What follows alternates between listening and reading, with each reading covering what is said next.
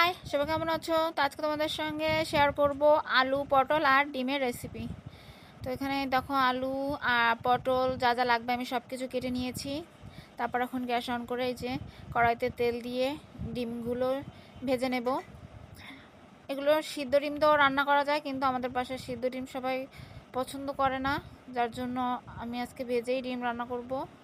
তো আস্তে আস্তে ডিমগুলো সব ভাজা হয়ে গেছে। এখন কড়াইতে একটু তেল দিয়ে আলু আর পটলগুলো সুন্দর করে ভেজে নেব। তো আলু আর পটল কড়াইতে দিয়ে দিলাম। এখন দিয়ে দেব কিছুটা নুন আর হলুদ গুঁড়া দিয়ে এখন সুন্দর করে আস্তে আস্তে ঢেকে ঢেকে এগুলো ভাজি করে নেব। আলু আর পটল ভাজি করা হয়ে গেলে এর ভিতর এগুলো নামিয়ে নেব।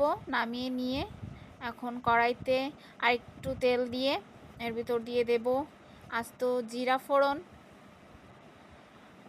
আর তারপর এখন জিরাটা একটু ভাজা ভাজা হয়ে গেলে এর ভিতর দিয়ে দেব মশলা।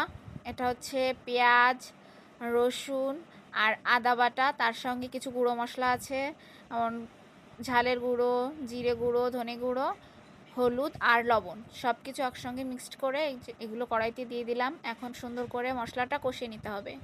মশলাটা তেল ছাড়া পর্যন্ত সুন্দরভাবে কষিয়ে নেব। আর আস্তে আস্তে করে এই যে মশলাটা কষানো হয়ে গেছে, এখন এর ভিতর দিয়ে দেব, এই যে দেখো আস্তে আস্তে তেলটা ছেড়ে দিয়েছে। এখন এর ভিতর আমি আলু আর ভাজা পটলগুলো দিয়ে দেব। দিয়ে এটা মশলার সঙ্গে সুন্দর করে আরেকটু সময় কিছুক্ষণ কষিয়ে নেব। তো কিছুক্ষণ কষানো হয়ে গেলে এর ভিতর আমি কিছুটা জল দিয়ে দেব ঝোলের জন্য। আমি খুব বেশি জল দিব না, কারণ এটা আমি একটু মাখা মাখা করব, যার জন্য আমি বেশি জল দিব না। তো এখন জল দিয়ে এটা ঢেকে রেখে দেব। আলুটা কিছুটা সেদ্ধ হওয়ার জন্য কিছুক্ষণ ঢাকা দিয়ে রেখে দেব। তো তারপর কিছুক্ষণ রান্না করার পর ঢাকাটা খুলে এখন ডিম ভাজিগুলো দিয়ে দেব। আলুটা অনেকটা সেদ্ধ হয়ে গেছে। সেদ্ধ হওয়ার পর এখন আমি এর ভিতর ভেজে রাখা ডিমগুলো দিয়ে দেব। তো ভেজে রাখা ডিম দিয়ে কিছুক্ষণ আবার ঢেকে দেব। ঢেকে দিয়ে কিছুক্ষণ রান্না করে নেব।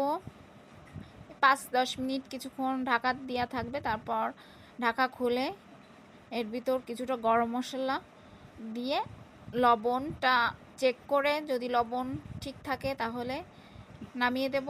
ও মাঝখানে এখানে কিছুটা চিনি দিয়ে দিতে হবে, যা টেস্টটা ব্যালেন্সের জন্য। আর চিনিটা দিলে স্বাদটা ভালো আসে, যার জন্য আমি কিছুটা চিনি দিয়ে নেব। চিনি দিয়ে আরেকটু সময় ঢেকে রেখে দেব। তারপর ঝোলটা আস্তে আস্তে কমে গেলে রান্নাটা নামিয়ে নেব। তো আমি এখানে কিছুটা গরম মশলা দিয়ে রান্নাটা নামিয়ে নিয়েছিলাম, কিন্তু তোমাদের সঙ্গে দেখাতে ভুলে গেছি। তো এই যে আমার রান্নার ফাইনাল লুক। রান্নাটা কেমন হয়েছে অবশ্যই কমেন্ট করে জানিও, ভালো লাগলে শেয়ার করে দিও।